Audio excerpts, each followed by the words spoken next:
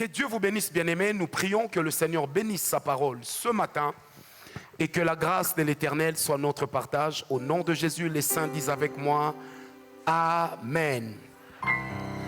Le premier message que nous prenons aujourd'hui dans ce premier culte, c'est les pas des messagers de la mort.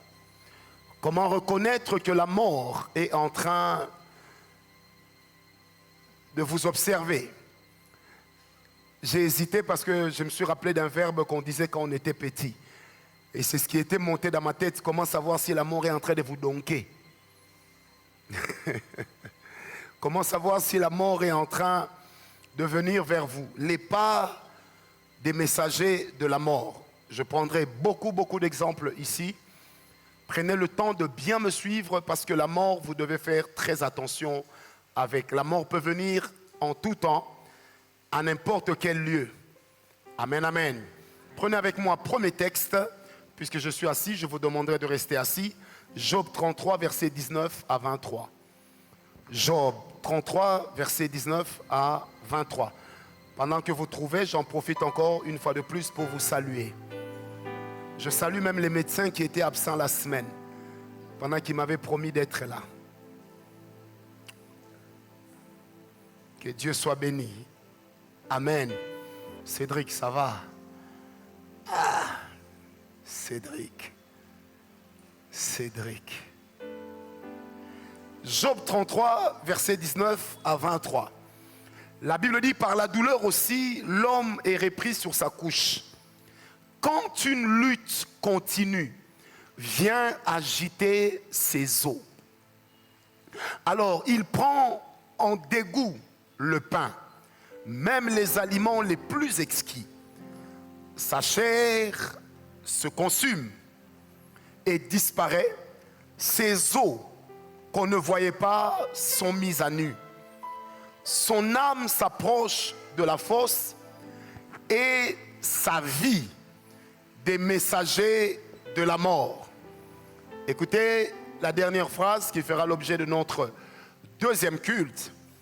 Mais s'il se trouve pour lui un ange intercesseur d'entre les 1000 qui annoncent à l'homme la voie qu'il doit suivre, il survivra. Amen, amen. Comment savoir que la mort est en train de vous observer ou de venir vers vous? C'est d'abord lorsque les pas des messagers de la mort viennent vers vous. Vous savez, les messagers de la mort, c'est toute chose, toute circonstance, toute parole, tout rêve qui est en train de vous parler de votre mort ou de la mort prochaine de vos proches. Je répète, ce que nous appelons les messagers de la mort, ce sont des rêves, ce sont des comportements, ce sont des malaises, un mal-être en soi qui est en train de vous préparer à la mort. Ici, j'aimerais pour ceux qui écrivent, c'est un nota bene, les messagers de la mort n'ont pas le même rythme des pas quand ils viennent auprès des gens. Ils n'ont pas le même rythme. Il y a mon fils ici, Boni Aïe, qui est là, il vous dira, il travaille à l'hôpital. Il y a des gens, ils arrivent à l'hôpital malgré la prise en charge. Ils ne montraient aucun signe d'un malaise exagéré. Mais vous apprenez que 5-10 minutes après, il est mort. Des fois, les médecins se posent la question, qu'est-ce qu'on n'a pas bien fait? Quel diagnostic n'a-t-on pas rendu? À quoi a-t-on touché qu'on ne devait pas toucher? Les messagers de la mort sont aussi des esprits qui vous préparent à la mort. Et quand la Bible dit au verset 22, son âme s'approche de la fosse. Ce qu'on appelle la fosse ici, c'est le synonyme du séjour des morts, qu'on appelle en grec le Sheol. L'endroit où les humains qui meurent voient leur âme aller se reposer. Et n'oubliez pas que dans les principes spirituels, quand quelqu'un meurt, la première chose qui disparaît, et qui ne peut jamais subir le jugement, c'est l'esprit, qu'on appelle le Roua, ou le souffle de Dieu. C'est la première chose qui disparaît. Quand on vous dit il est mort, l'esprit part tout de suite. Et dans Ecclésiaste 12, la Bible dit, quand l'homme meurt, son esprit retourne à son Créateur. Une version dit, son esprit retourne à sa source. Amen, amen. Mais que devient l'âme? L'âme d'une personne morte, je l'ai dit pendant la semaine, ça peut rester même jusque pendant le moment du deuil. C'est pourquoi il y a même des gens, ils sont morts, mais ils voient ce qui se passe pendant leurs obsèques, parce que leur âme n'est pas entrée dans le séjour des morts. L'esprit n'entre pas dans le séjour des morts, mais l'âme va dans le séjour des morts. Parce que c'est l'âme qui répondra de notre comportement. C'est l'âme qui répondra de tout ce que nous avons fait. N'oublions pas que l'âme d'une personne, c'est le siège de sa personnalité, de sa prise de décision et de ce qui gouverne son comportement. C'est pourquoi Dieu juge l'âme. Est-ce qu'on m'a compris? Alors, comment reconnaître que on peut mourir? Avant cela, j'aimerais encore vous lire Job 33, verset 22, selon la version Darby. J'ai beaucoup aimé cette version. La Bible dit ceci, au verset 22 de Darby, la Bible dit « Et son âme s'approche de la fosse et sa vie de ceux qui font mourir. » Ça veut dire que quand quelqu'un doit mourir, il y a des entités spirituelles qui travaillent pour annoncer sa mort.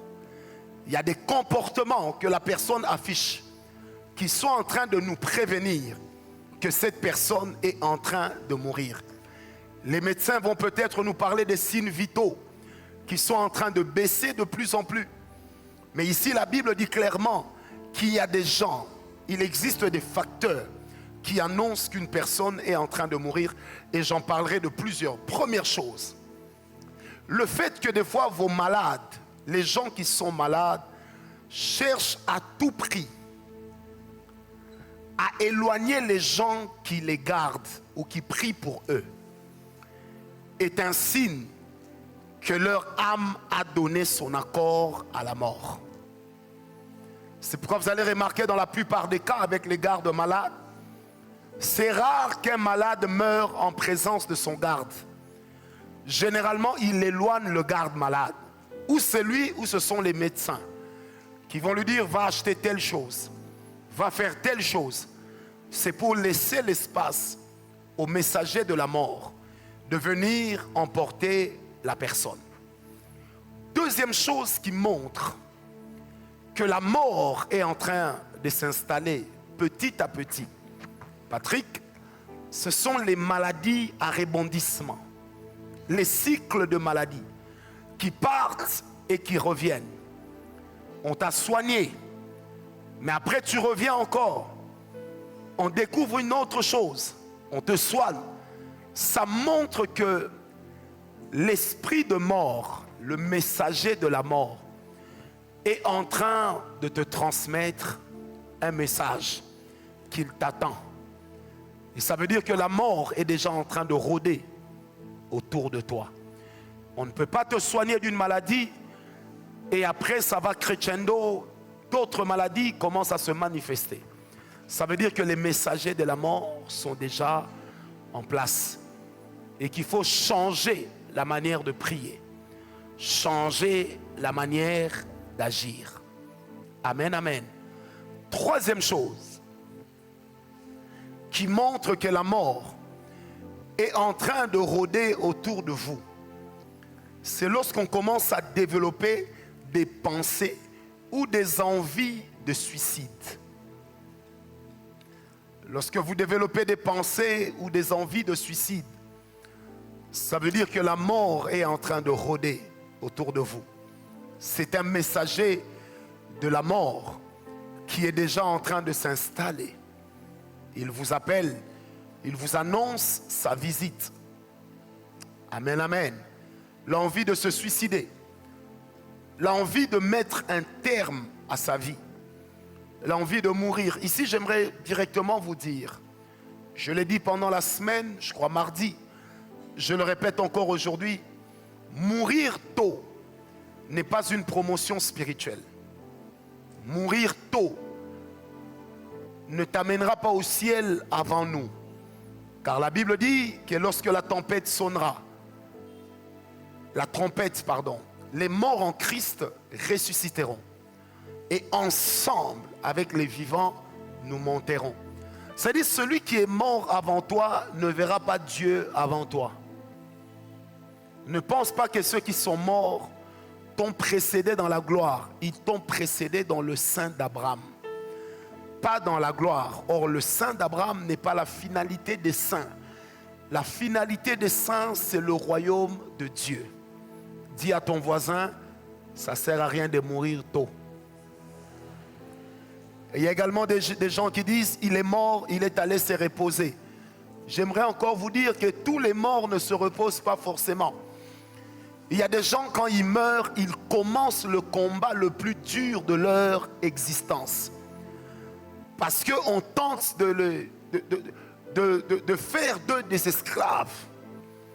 Il était avocat dans la vie, il était médecin, il était adulé, très intelligent, un grand informaticien, un homme de contrôle. Mais quand il meurt, c'est un petit villageois qui va le prendre pour faire de lui sa bête de somme, son esclave. C'est pourquoi j'aimerais insister. Quand vous voulez mourir, soyez seulement sûr d'avoir Jésus dans votre vie. Parce que la mort, c'est une cessation d'alimentation de nos cellules et de notre corps.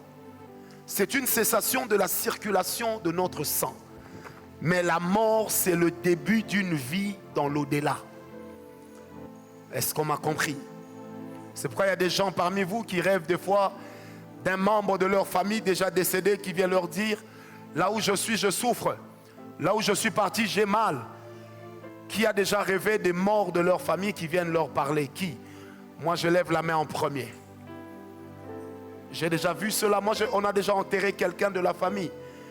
Et dans mon rêve, une semaine après, il est venu me dire, pourquoi vous m'avez enterré là-bas? Je souffre. Je connais personne là où vous m'avez enterré. Ce sont des choses que j'ai vécues. Et qui ne me sont pas arrivées une fois, qui ne me sont pas arrivées deux fois, qui me sont même arrivées plusieurs fois. La mort est une autre forme de vie. Qu'est-ce qui vous montre que vous êtes en train de perdre la vie? C'est le manque d'appétit. Est-ce qu'il y a des médecins ici, s'il vous plaît, comme moi? Où sommes-nous, nous les médecins? Nous les médecins, nous sommes là. Vous êtes d'accord avec moi que quand quelqu'un perd l'appétit, c'est un signe qu'il est en train de mourir aussi. Et que ses cellules ne sont plus suffisamment nourries. C'est bien ça, cher médecin? Est-ce que c'est ça? Il ne faut pas que je dise des bêtises, hein? Docteur Dimitri, c'est pas ça. Vladimirov Dimitrius. Le manque d'appétit. Je connais un frère, d'ailleurs c'est notre berger aujourd'hui, de notre église de la Belgique. Lui, je l'aime bien. Même quand il est malade, il ne perd pas l'appétit. Et un jour, je lui ai dit, mais comment tu fais pour ne jamais perdre l'appétit? Il m'a répondu, amen, amen. Et dans nos villages, c'était considéré comme un bon signe lorsque le malade mangeait. Vous savez, à l'époque où j'avais encore les démons de nourriture, parce que moi que vous voyez ici, je mangeais comme si j'avais 10 personnes en moi. Et je me rappelle un jour, nous sommes dans les années 89, j'étais tombé très malade. Mon père a cru que j'étais malade le jour où j'ai regardé avec antipathie le foufou. Et je l'ai entendu dire à sa femme, le petit est malade.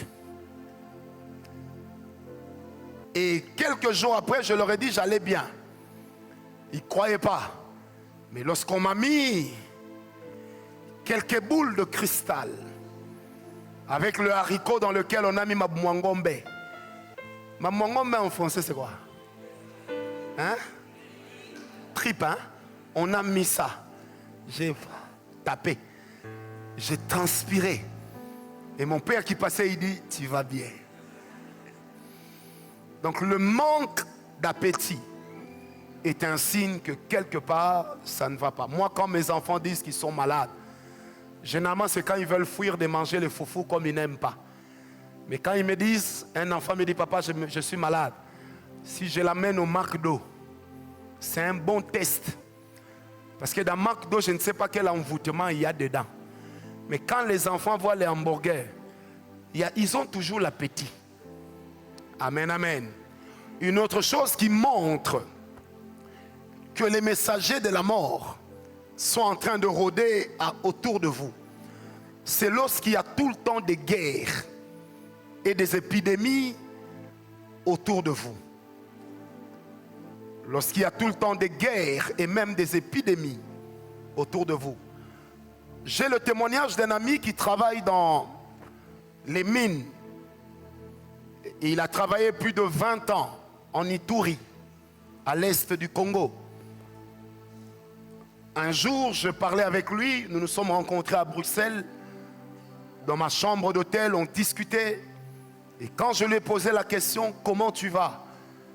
Il a craqué, il s'est mis à pleurer amèrement. Un grand monsieur, très costaud, il s'est mis à pleurer, il m'a serré dans les bras. En tout cas, j'ai cru qu'il allait m'étrangler. Je lui ai dit, mais qu'est-ce qui ne va pas? Il m'a dit, tu sais,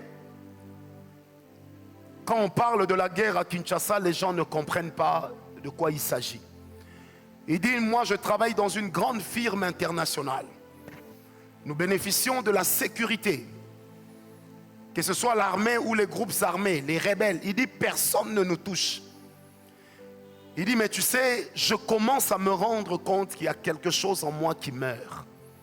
J'ai dit quoi? Il dit, des fois le matin quand je vais au travail, je vois des petits enfants qui jouent en route, des jeunes, ils me saluent. Ils disent, ils me saluent. Je les salue.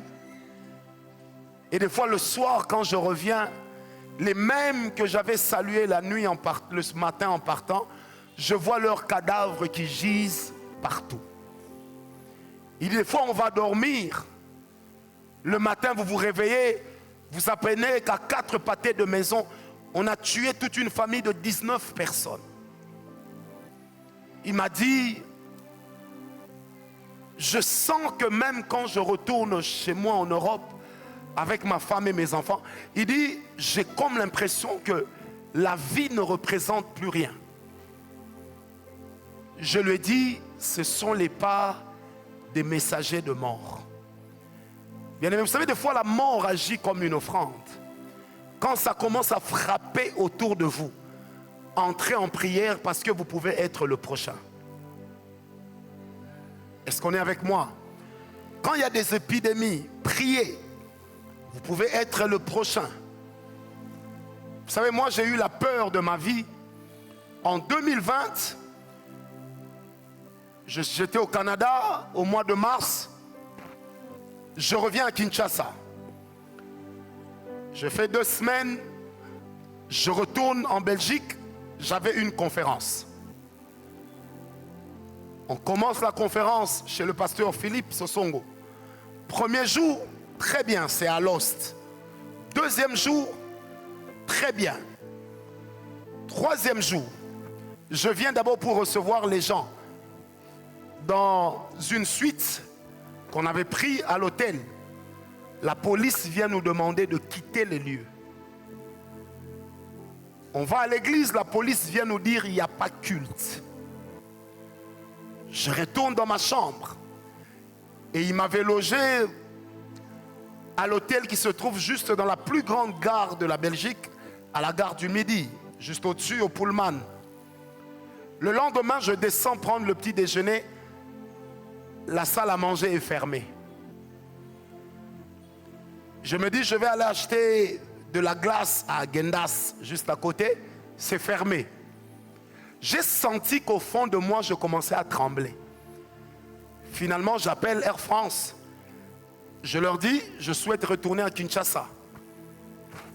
Ils m'ont dit, ok, mais sachez que c'est notre dernier vol. Donc, je monte dans ma chambre, je fais mes affaires, je prends le train. Je suis tout seul dans mon compartiment. J'arrive à l'aéroport de Paris, qui est l'un des plus grands aéroports européens. C'est vide. Même les gens qui vendent les bouteilles d'eau ne sont pas là. Il y a une de mes filles dans la foi qui est médecin, qui m'avait dit, papa, tu arrives à l'aéroport à quelle heure? Je lui ai dit, elle m'a dit, je serai là pour t'accueillir. Elle est venue avec des masques. Elle m'a dit, je suis convaincu de te donner ces masques. J'ai porté le masque. Et là où j'étais assis dans le compartiment dans l'avion, ça prend à peu près 12 personnes seulement. Et nous étions avec des ministres, des conseillers du président de la République. On était nombreux parce que quelques semaines avant, il y avait eu un grand concert, Zénith ou Bercy, qui était plein. Et donc, on a fait connaissance avec la plupart, on blaguait, on rigolait, mais j'avais mon masque. À l'heure de manger, l'esprit m'a dit, n'enlève pas.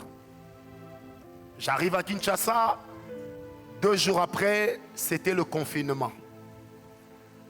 2 semaines après, bien aimé, 80% des gens qui sont morts à la présidence, j'étais dans le même avion qu'eux.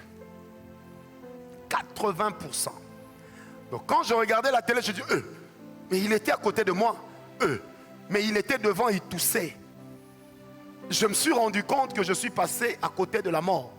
Alors là où la mort qui rôde autour de vous peut parler de votre prochaine mort, Maître Jimmy, c'est que cette année-là, ce mois-là même, j'ai eu des malaises. On m'amène à l'hôpital, on confirme que j'étais empoisonné et que le poison était très avancé. Moi-même, je sentais des palpitations tout le temps, je transpirais. Ma peau commençait à noircir, ainsi que ma langue. J'ai dit, mais Seigneur, moi je n'ai pas le Covid. Mais l'Esprit m'a rappelé, tu as été exposé à la mort. Est-ce qu'on m'a compris? Donc quand il y a beaucoup de cas de guerre, des morts autour de vous, prenez ça d'abord comme un message que Dieu vous adresse. Amen, amen. Une autre chose qui montre que la mort est en train de rôder autour de vous, ce sont des peurs inexplicables que vous développez, des fois une anxiété et des crises d'angoisse. Des peurs inexpliquées. Tu es seul, mais tu sursautes tout le temps, comme si quelque chose allait t'arriver. C'est un signe que l'ange de la mort est en train de s'approcher de toi. Une anxiété, ça arrive à nous tous. Tu te sens très anxieux, comme si ta vie perdait le sens. Des crises d'angoisse. J'ai un ami qui a aujourd'hui 60 ans, un très très grand ami à moi. Quand il fait ces crises d'angoisse, il peut venir chez moi, il pleure devant ma femme et mes enfants pendant 4 heures. Il est angoissé. Et à chaque fois qu'il a cette angoisse, il me sort toujours la même phrase. Comme lui, il m'appelle souvent Chess. Il me dit, Chess, je sens que je suis en train de mourir. Et en ce moment-là, je lui dis toujours, tu ne vas pas mourir. Tu ne vas pas mourir. Parce que retenez que quand quelqu'un parle de la mort, il faut que quelqu'un l'arrête. La mort est un esprit qui entend aussi la voix. Ma vie n'a pas de sens. Dis avec moi, ma vie a un sens. Oh, j'ai envie de mourir. Dis avec moi, je dois vivre. Au nom de... Que Dieu vous bénisse. Amen, amen. Qu'est-ce qui montre que la mort rôde autour de vous? C'est la qualité des rêves que vous faites. Je vais rapidement parler de quelques rêves à cause du temps. La qualité des rêves que vous faites peut vous parler de votre mort. Il faut bien écrire. Vous savez, lorsque vous rêvez souvent des gens dans le cercueil dont vous ne voyez jamais le visage, c'est des fois à 80%, c'est vous-même qui êtes dans ce cercueil. C'est pourquoi vous ne voyez pas le cadavre qu'il y a dedans. Quand vous rêvez de la mort des gens qui vous sont proches, des fois c'est de vous-même qu'il s'agit.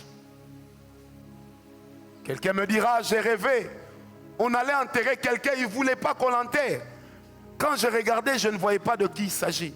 Il m'a parlé, j'ai dit non, c'était de toi qu'il s'agissait. On a chassé l'esprit de mort, il s'est manifesté. Vous faites souvent des rêves de morsure. On vous mord par un animal sauvage, par un reptile. Vous êtes mordu par un crocodile, un serpent avec son venin. Et lorsque vous vous réveillez, soit vous avez des marques sur votre peau. Et il y en a plusieurs ici qui m'ont déjà dit ce genre de choses. Ou encore vous avez l'impression d'avoir mal là où on vous a piqué. Il y a une semaine, j'ai reçu une de mes filles de l'église ici qui me disait qu'elle a fait un rêve qu'on lui a donné un coup au visage, à l'œil. Et quand elle s'est réveillée, elle avait l'œil gonflé. Je lui ai dit, tu vois l'œil, on t'a tapé, l'œil est gonflé. Mais en réalité, ils ont déclenché en toi le processus de mort. Des rêves dans lesquels vous perdez vos pièces d'identité. Ce sont des rêves qui vous disent que bientôt vous ne serez plus dans le monde des vivants. Je répète, ce sont des rêves qui vous disent que bientôt vous ne ferez plus partie des vivants. Il faut directement réagir. Un autre type de rêve qui vous montre que quelque chose de mal est en train de vous arriver. Ce sont des rêves dans lesquels vous êtes en train de tomber du haut d'un immeuble. Et vous avez la sensation, c'est déjà arrivé à qui ici? Moi quand j'étais petit, ça m'arrivait tout le temps. Je rêve, et puis juste avant de toucher par terre, tu te réveilles. En réalité, vous allez remarquer que quand vous faites ces rêves, vous n'avez jamais atteint le sol. Parce que le jour où vous atteignez le sol, vous êtes mort. Définitivement. C'est comme ça qu'on dira, ah, Mantuani était allé dormir. Et puis il ne s'est pas réveillé. Parce qu'on est venu le pousser dans son rêve. Et quand il est tombé, il a atteint le sol, il s'est fracassé. C'est là que vous avez des gens, quand ils meurent sur le lit. Mais quand on vient retrouver son corps, il y a le sang qui coule des fois des narines, des oreilles ou de la bouche. Comme si quelqu'un lui avait donné un coup de massue derrière la tête. Ce sont des très mauvais rêves. Amen, amen. Des rêves dans lesquels on vous retient comme prisonnier dans l'eau, prisonnier sur une montagne.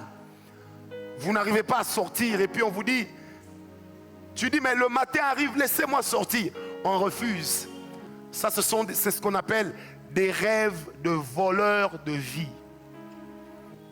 Des rêves des voleurs de vie. Si vous ne faites pas attention, votre mort risquera de suivre. Des rêves dans lesquels vous glissez. Et lorsque vous glissez, vous avez un choc à la tête. Et à votre réveil, vous avez des douleurs au niveau de la nuque. Ce sont des rêves qui vous parlent de la mort. Est-ce que quelqu'un est avec moi? Des rêves dans lesquels vous êtes égaré en pleine forêt. Vous ne retrouvez pas votre chemin, vous êtes en train de courir, de courir, de courir et de courir sans jamais retrouver votre chemin. Ce sont des rêves de mort. Amen, amen. Il y en a trop. Des rêves dans lesquels on est en train de vous étrangler. On vous étrangle. Tu appelles ton mari. Zinga, zinga, réveille-toi. Et quand tu l'appelles dans le rêve, tu entends, il ronfle davantage. Ce sont des rêves de mort. Des rêves dans lesquels la foudre tombe sur vous. Ce sont des rêves de mort. Amen, amen. Des rêves dans lesquels vous voyez les gens morts venir te dire, je t'attends. Quand tu te réveilles, Patrick, il faut le dire, tu m'attends pour aller où? Et Patrick, retiens bien, quand tu fais ce genre de rêve, ne dis pas, Seigneur Jésus, aide-moi à ne pas mourir. Non, parle à cet esprit-là. Appelle-le par son nom. Ça veut dire que c'est un esprit qui n'est pas encore parti.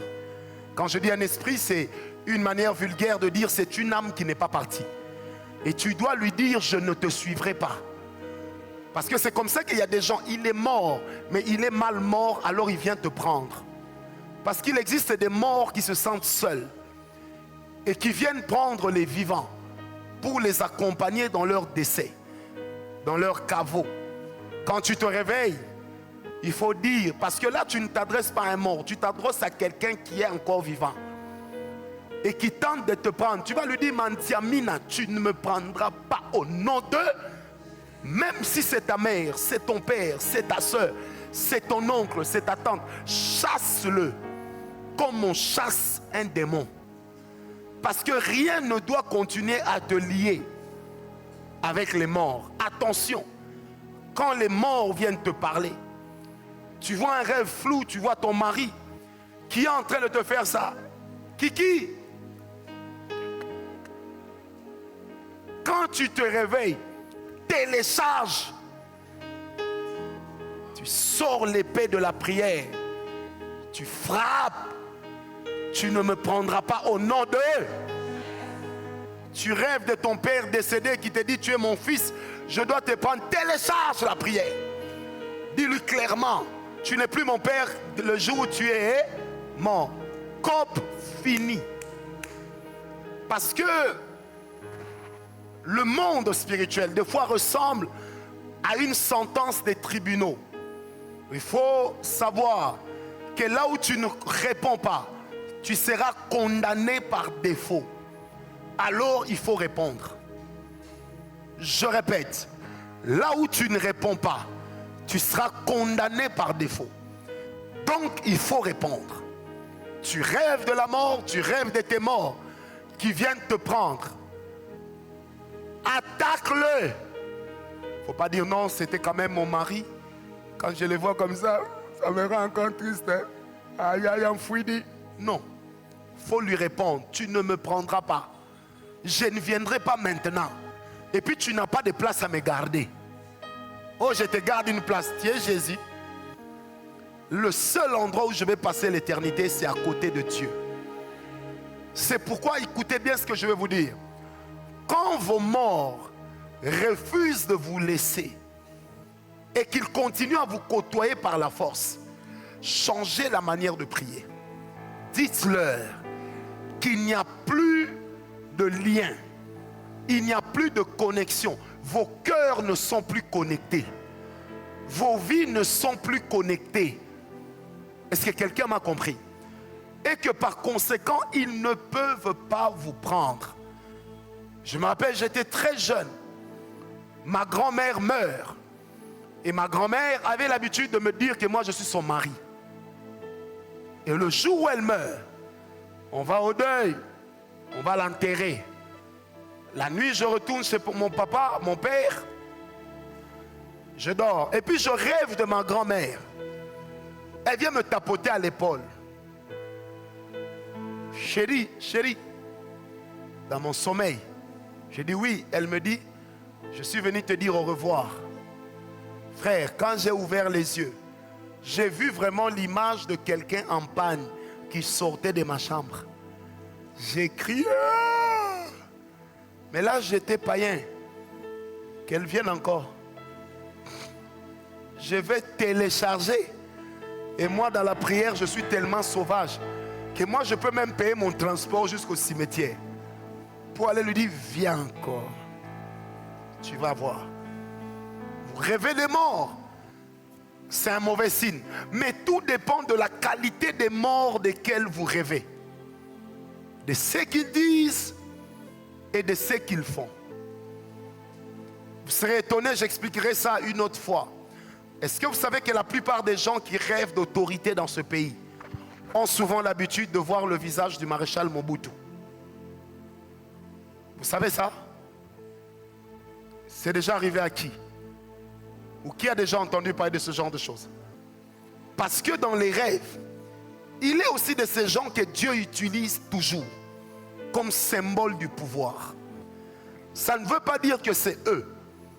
C'est juste un symbole d'une stabilité qui a régné pendant un temps et dont l'âme est restée. C'est pourquoi, bien-aimés, n'essayez pas de comprendre.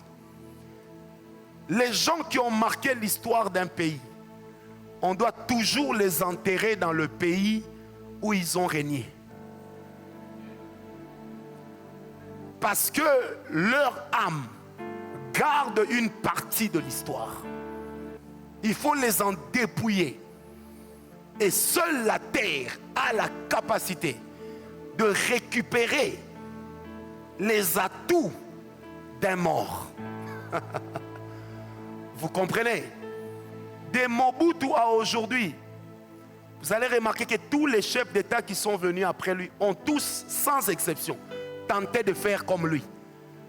Si ce n'est pas dans la démarche, des fois même c'est dans la gestion. Des fois même c'est dans la posture. On a beau l'aimer ou ne pas l'aimer, c'est parce que cet homme a incarné un certain esprit, une certaine façon d'être et de faire. Qui m'a donné un amen. Depuis Mobutu, tous nos chefs d'État, sans exception, ont connu même des transformations physiques, sans compter vestimentaires. Et quand vous les regardez bien, vous verrez que c'est toujours en rapport avec quelqu'un. Il y en a qui y parviennent, il y en a qui n'y parviennent pas. À Dieu seul la gloire. Est-ce que quelqu'un m'a compris? Donc, rêver des morts, oui. Quel type de mort? Votre père est mort, il vient vous donner des instructions la nuit. Des fois, ça peut être Dieu qui utilise son image, vu le fait qu'il incarne l'autorité vis-à-vis de vous. Le Seigneur peut faire que ce soit ainsi. En ce moment-là, veillez sur la qualité de ce qu'il vous dit. Et veillez sur la sensation avec laquelle vous vous réveillez quand vous naissez. Quand vous sortez de votre sommeil. Quelle est la sensation qui reste, Olivier? On a brûlé ton lit. Ah, tu écrivais, gloire à Dieu. Quelle est la sensation? Quelle est la sensation qui reste lorsque vous vous réveillez? Qui m'a donné un amen très bien. Après les rêves, quelles sont les choses qui montrent que la mort rôde autour de vous? C'est lorsque certaines personnes qui donnent un sens à vos vies commencent à s'écarter de vous sans raison. La mort, avant de frapper, généralement vous isole pour mieux vous frapper. Des gens qui donnent un sens à vos vies. Vous savez, il y a des gens comme ça dans la vie, quand vous les voyez, même s'ils ne disent rien, tu es content de les voir. Tu sens que ça te fait du bien seulement de le voir. Moi, il y a des gens, quand je les vois, je suis content seulement de les voir. Quand je vois Patricia, je suis content seulement de la voir. Je suis content. Parce qu'il y a des gens comme ça qui vous donnent, qui vous procurent de la joie. Alors, quand ce genre de personnes s'éloignent de vous et que vous êtes en train d'être isolé, ça veut dire que la mort est en train de lorgner. La mort est en train de fricoter avec vous. Qu'est-ce qui montre que la mort rôde autour de vous? Ce sont des douleurs qui viennent brusquement. Des douleurs qui viennent brusquement. Brusquement. Avec des examens qui ne donnent rien. Des douleurs qui viennent brusquement. Aïe, aïe, aïe, aïe, j'ai mal. On vous amène à l'hôpital, on vous dit voilà, vos reins sont sérieusement entamés. En tout cas, sale dope. Famille, quand quelqu'un de chez vous passe par ce genre de choses, pendant qu'on l'amène à l'hôpital ou à la salle d'op, commencez la prière. Ça veut dire que la mort s'est rapprochée de la personne. Commencez la prière. Commencez la... Vous êtes enceinte. Et vous voyez toujours qu'on est en train de vous voler l'enfant. Ou qu'il y a un enfant qui est prisonnier. ou que l'enfant est en train de te dire « Maman, sauve-moi, maman, sauve-moi », ça veut dire que l'enfant qui est à toi, en toi, est déjà en train de mourir. Et peut-être même que cet enfant peut t'entraîner. Est-ce que quelqu'un peut me donner un amen? Des fois, des choses qui montrent que la mort, leur avance, que la mort rôde autour de vous. Ce sont des odeurs bizarres qui se dégagent de vous. Des odeurs compliquées. Il y a des gens, bien-aimés, qui sortent des fois des odeurs. Vous avez comme l'impression que c'est une odeur d'un cadavre qui est en train de travailler. Un cadavre. Si vous rêvez qu'on est en train de vous juger devant des tribunaux sataniques, il y a comme des gens qui s'assoient comme des juges et qui sont en train de parler sur votre vie, même si vous n'entendez pas. Pardon.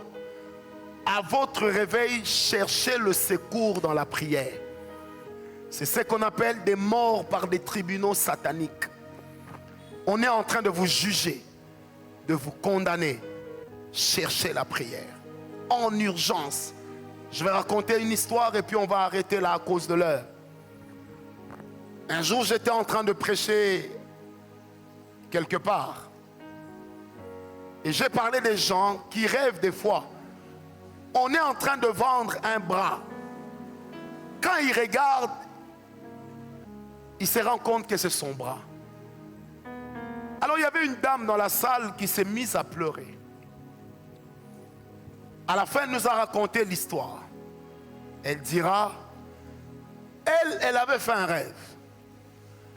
Elle avait vu qu'on vendait des cuisses de poulet au marché. Et quand elle s'est approchée, elle a vu qu'on vendait sa jambe. Et sa tante était en train de dire, Mupende ango eleki. Mupende ango eleki. Et quand elle s'est réveillée, elle a dit, ce n'est qu'un rêve.